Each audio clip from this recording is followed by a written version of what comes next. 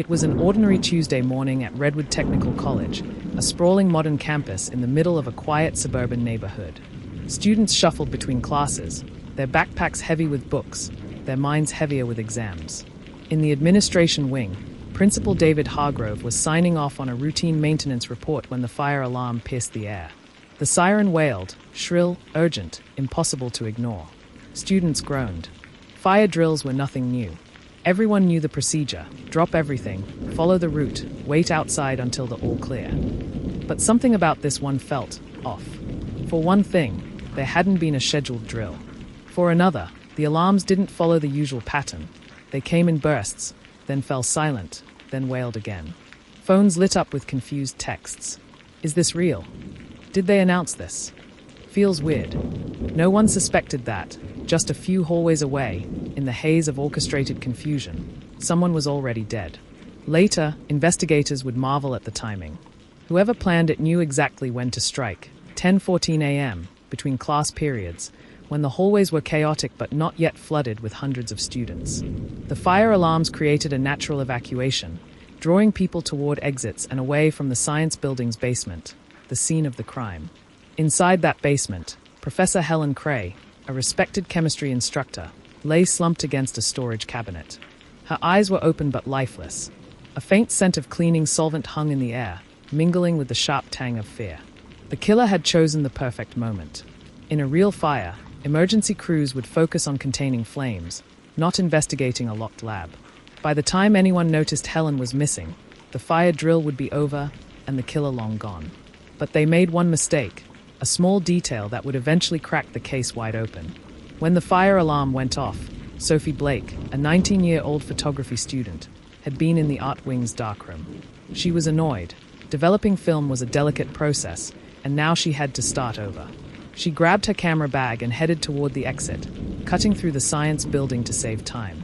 That's when she noticed something strange: a man in a maintenance uniform, walking against the flow of the evacuation. He wasn't running. He wasn't panicked.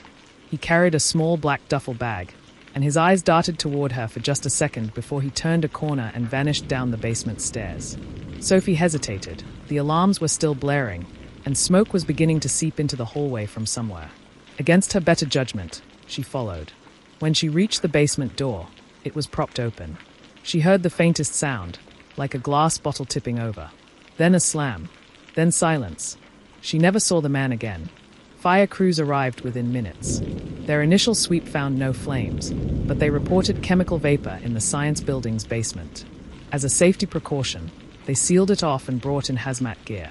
That's when Captain Michael Torres found her, Professor Helen Cray, dead before she hit the floor, her ID badge still clipped neatly to her cardigan. There were no signs of forced entry. No burns. No visible wounds. Cause of death? Unknown. But the room smelled faintly of chlorophyll, a chemical that evaporates quickly, leaving few traces. The fire drill was officially deemed unscheduled. No one in administration had called it, which meant someone, somewhere, had manually triggered the alarms. The college went into lockdown, but the killer was already blending in with the evacuees. Security footage was supposed to be the big break. But when investigators pulled the feeds from the cameras in the science building, they found a 2-minute blackout right at the time of the murder. Coincidence? No. Whoever planned this knew how to bypass the cameras, or had someone on the inside do it for them. Witness interviews trickled in, most useless. But Sophie's statement stood out: a maintenance uniform, a black duffel, heading toward the basement during the alarm. Maintenance logs showed no one was scheduled for that wing, and every maintenance worker on staff accounted for their location. So who was the man Sophie saw? Helen Cray was no ordinary professor. Quiet, meticulous, and almost obsessively private, she had been at Redwood Technical for 12 years. She never married, lived alone, and had no known family in the state. But when detectives searched her office, they found something curious: a locked metal file box tucked behind a stack of chemistry manuals. Inside were documents, not school-related, but corporate contracts from a pharmaceutical company called Arconis Labs. And taped to one folder was a sticky note, in Helen's neat handwriting: "If anything happens to me, look here." Arconis Labs was under federal investigation for falsifying safety data on a new chemical compound. Helen's signature appeared on several of the test reports, but the dates and results didn't match known data. Suddenly, this wasn't just a murder. It was a corporate hit hidden under the chaos of a fake fire drill. Lead Detective Erin Maddox quickly realized she was up against more than just a killer. Within 48 hours, she received a call from a government liaison advising her to tread carefully with Arconis Labs. The message was clear: too much digging could have unintended consequences. But Maddox wasn't easily intimidated. She started tracing the source of the fire alarm trigger. Maintenance records showed an override from a wall panel on the second floor of the admin wing, nowhere near the basement. Whoever pulled it had done so to divert attention. And just 40 seconds after the alarm went off, a man in a cap and sunglasses walked past that panel, captured on a grainy hallway camera. His black duffel hung low on one side, as if weighed down. Sophie thought her role was over after giving her statement. But 3 days later, she returned to her apartment to find her door ajar. Inside, nothing was stolen, but her camera, the one she'd carried during the drill, was gone.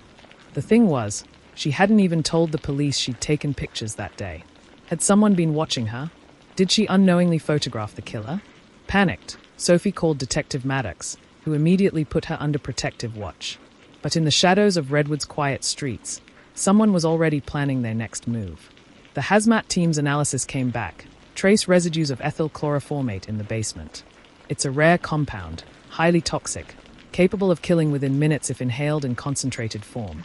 But it also evaporates quickly, making it perfect for a fast, clean murder. Guess who had recently ordered several liters of it? Arconis Labs. The purchase order was signed by a mid-level chemist named Mark Denovan. Denovan hadn't shown up for work since the day of the drill. And when police checked his apartment, they found it cleared out. His landlord said he left for a new job overseas. No forwarding address. A week after the murder, Sophie was having coffee with Detective Maddox, going over details of the day. As Sophie described the man's uniform again, her eyes widened. She froze mid-sentence. He was standing across the street. Same cap, same build, and this time, no duffel, just a newspaper under his arm. The man locked eyes with her. Then he smiled and walked away into the crowd. Detective Maddox bolted from her chair, weaving through pedestrians as she chased the man in the cap. Sophie clutched her coffee cup, frozen in place, heart pounding. But by the time Maddox rounded the corner, the street was empty. It was as if he'd vanished into thin air. Security cameras in the area showed him ducking into an alley, removing the cap and tossing it into a dumpster. Then the trail ended. No clear face shot. No license plate. Nothing. Back at the station, Maddox couldn't shake the feeling that he wanted Sophie to see him. This wasn't a random sighting, it was a warning. Digging deeper into Arconis Labs, Maddox discovered that Helen Cray had been secretly cooperating with a federal whistleblower program. She'd compiled evidence showing the company's new chemical was not only unsafe but could be weaponized.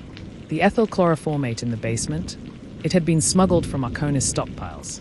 The killer's timing, the camera blackout, the unscheduled alarm, it all pointed to an inside accomplice at Redwood Technical. Someone with clearance to both the building and the alarm system. Maintenance supervisor? No. IT security staff? Maybe. But one name on the emergency protocols list jumped out: Alan Ricks, head of campus safety. Ricks had gone on vacation 2 days after the murder.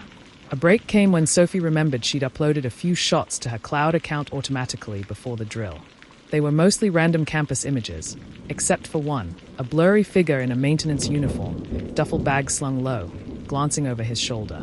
The image was grainy, but software enhancement revealed a partial tattoo peeking from under the man's sleeve, a geometric design. Maddox ran it through databases.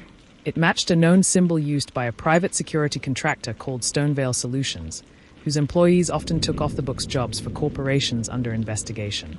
And guess who had subcontracted Stonevale before? Arconis Labs. Through financial records, Maddox linked Stonevale Solutions to both Mark Denovan and Alan Ricks. Denovan provided the chemicals. Ricks provided campus access. The man in the cap, likely the hired cleaner tasked with making Helen's death look like an accident. But here was the problem. The deeper Maddox dug, the more pressure came from her own department to let it go. Funding cuts were threatened. Files began disappearing from her case folder. Someone high up was protecting this operation. At 2 a.m., Sophie's apartment building fire alarm blared. She rushed outside with other tenants, but Maddox, suspicious, went in. In Sophie's living room, a desk drawer hung open. Her laptop was gone. Outside, Maddox spotted a man sprinting toward a black SUV. She gave chase, but the vehicle roared off before she could reach it. The plate number came back to a government vehicle pool. This wasn't just corporate muscle anymore. Federal hands were in the mix. Sophie remembered something. Months ago, Helen had given her a USB drive just in case. Sophie had tossed it into a desk organizer and forgotten it. Miraculously, it was still there. The thieves had missed it. On it were documents, internal memos, and video clips from Arconis Labs. One clip showed Denovan in the very same maintenance uniform, moving chemical canisters identical to the one used in the motor. There was enough evidence to bury Arconis, if they could get it to the right people. Maddox arranged to meet a trusted federal contact in a quiet diner outside the city. Sophie came along, drive in hand. But as they waited for the contact to arrive, a familiar figure appeared at the counter. The man in the cap. Only now, there was no crowd, no escape route, just his quiet smile. He sat 2 stools away and ordered coffee. Before Maddox could act, 2 more men entered, blocking the diner's door. The man in the cap leaned toward Sophie. "You should have stayed out of it." In one swift motion, Maddox drew her weapon, ordering everyone to the ground. The man in the cap simply placed his hands on the counter, calm, unafraid. Then the front window shattered, a diversion shot from outside. By the time chaos cleared, all 3 men were gone. The USB drive, too. With official channels compromised and their evidence gone, Maddox and Sophie had one option left: go public. They contacted an independent journalist known for exposing corporate corruption. The journalist agreed to meet in a crowded public plaza, hoping safety in numbers would deter an attack. But even in the open, Sophie couldn't shake the feeling of being watched. Halfway through handing over the backup files Maddox had made, a commotion broke out, a staged accident involving a food cart tipping over. In the confusion, the journalist was shoved, the files snatched, and the thieves melted into the crowd. The message was clear: we own the air you breathe. Realizing they could be silenced at any moment, Maddox and Sophie decided on a final act.